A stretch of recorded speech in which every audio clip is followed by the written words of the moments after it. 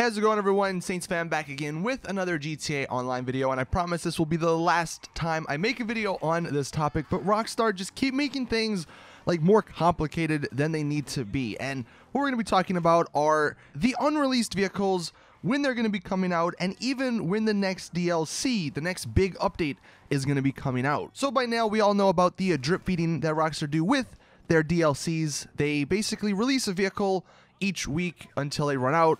And starting at the end of the gun running DLC, about a week after that drip feeding ended, they announced on their newswire that there's going to be a new DLC called the Smuggler's Run, and it was going to be coming out in about a week. So there's basically like a 2-week gap between the end of the gun running drip feed and the release of the new DLC. And it looks like that's what's going to be happening for the next DLC. So this week, Rockstar released the Transform races, and some people thought, like myself, that it would make sense if they released the Coil Cyclone with the Transform races, just because while the Transform races are good, there are still a lot of vehicles we have to get through, and we don't like waiting, especially for some of these vehicles like the Hunter, like the Cyclone, maybe even the Nakata.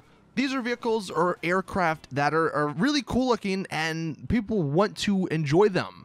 Like, they teased them almost 2 months ago now, and they're still not in the game. So it sucks, obviously, that this stuff is getting pushed back by at least a week. So the updated, sort of rumored, this isn't confirmed or official or anything, but this is just what is probably going to happen. So this week we had the Transform races. Now, assuming they only have these Transform races, or this Transform race event, for 1 week, and they don't extend it by 2, then next week we will either get the Cyclone, like you see here, or the Sea Breeze. It's sort of a toss-up between the two, because we don't know which one's going to be coming first, but we do know, at least a lot of the leakers have said, that the Vigilante is going to be coming on Halloween. And if you've been paying attention, you know, basically from the start, once we get through the Cyclone and the Sea Breeze, then the rest of the order are set in stone. It's going to be the Nakota, the Hunter, then the Laser. And the reason that's the case is because that's the order they're coming out in on the Warstock Cash and Carry website. But because the Coil Cyclone's on the Legendary Motorsport website and the Sea Breeze is on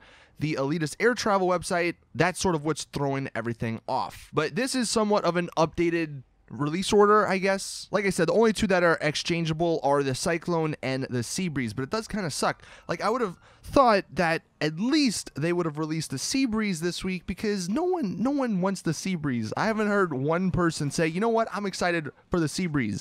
It's not a bad plane, but it's just not something that people are excited for. So they could have released that this week with the Transform races, so at least it would have been just out of the way. Now, how this translates into the next DLC, you can see they have December 5th here for the new DLC, but what I'm thinking is going to happen, once the Laser comes out, assuming it comes out on the 28th, that will be the final drip-fed vehicle. So, assuming they do the exact same thing they did for the Smuggler's Run DLC, on December 5th, the next week, they will announce a newswire post saying, hey, the next DLC is coming out in a week. And then the following week, whatever that is, the 12th, I believe, that's when the DLC is going to come out. And that is going to contain not only that DLC, but it's also going to contain the Christmas stuff, because Christmas will be coming up in 2 weeks after that. So hopefully this clears up some confusion about the release order. I mean, again, by Rockstar not releasing anything this week, that's what sort of screwed everything up. While I think the drip feeding stuff isn't necessarily bad, like, it's a good idea because it gives us stuff to work towards, and it does sort of give us reason to get excited for each week. It just sucks that they're basically holding off, like, the better vehicles until the very end. Like the Hunter, the Vigilante, the Cyclone, even the Nakata, like I said. And I mean the Laser, if you want to pay $6.5 million for that. I just wish they would have put those maybe at the beginning of the drip feed, so we didn't wait as long, because I mean, we're going to be getting the Hunter, and then like a few weeks later, there's going to be a new DLC. So you might only be playing with it for a couple of weeks and then moving on to another crazier aircraft, you know, maybe in the next DLC. But there you guys have it. That is the update.